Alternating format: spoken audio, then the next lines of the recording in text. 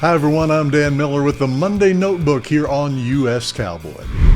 Well, with playoff rodeos in San Angelo and Red Bluff over the weekend and a payout of $1.75 million combined between the two, this weekend was a taste of what those packed summer weekends that feature leaderboards full of NFR talent.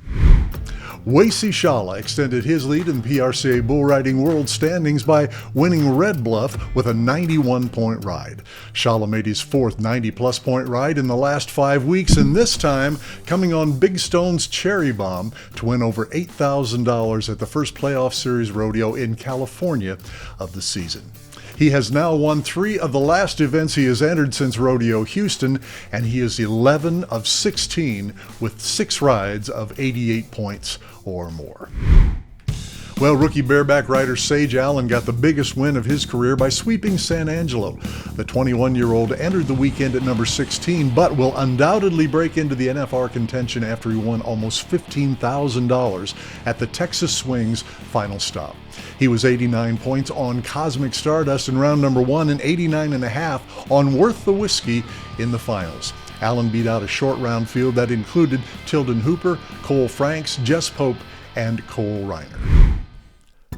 In bull riding, TJ Gray swept San Angelo as well. Allen wasn't the only one to claim both rounds, as TJ Gray, who is number 4 in the PRCA world standings, did so as well. And he did it with equal style. Gray was one of 2 bull riders to cover both and finished with a 2-head total of 179 points to win by 9.5 points over Kai Hamilton. Tie-down roper Kincaid Henry had a big weekend in San Angelo. Henry won $7,500 in the cinch shootout and fared well in the rodeo as well, where he took 3rd in the average with 24.5 seconds on 3, just 6/10 off of Shad Mayfield. In total, Henry made just over $19,000 on the weekend. World number 1 bareback rider Bradley Miller made 2 90-plus point rides to win the San Angelo cinch shootout. Miller earned every bit of the $7,500 first place prize money by riding Foxhole Gunner for 90 in the long round and Straight Stick for 92 in the short round, the latter being the highest marked ride of his career. Miller has now won 5 of his last 7 events he has competed in, and one of those he didn't win was Houston, where he finished 2nd.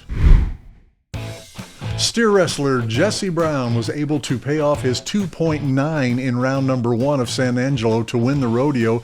Brown briefly held the mark for the fastest time ever at San Angelo before Tyler Waguespack broke it the next day with a 2.8 second run. Brown may have lost the battle, but he did win the war, turning the 4.3 second run in the finals to ultimately win the San Angelo Stock Show and Rodeo with 10.7 seconds on 3 head.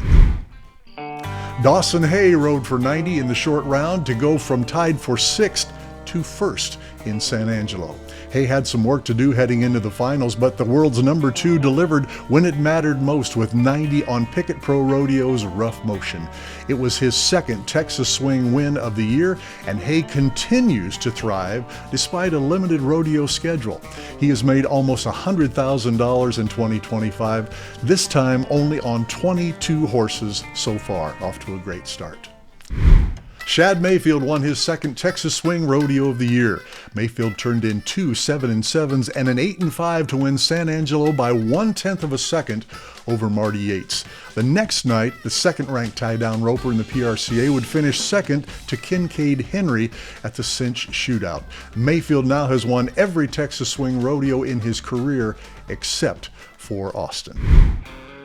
And that's going to do it for this week. For the Monday Notebook, I'm Dan Miller right here on US Cowboy.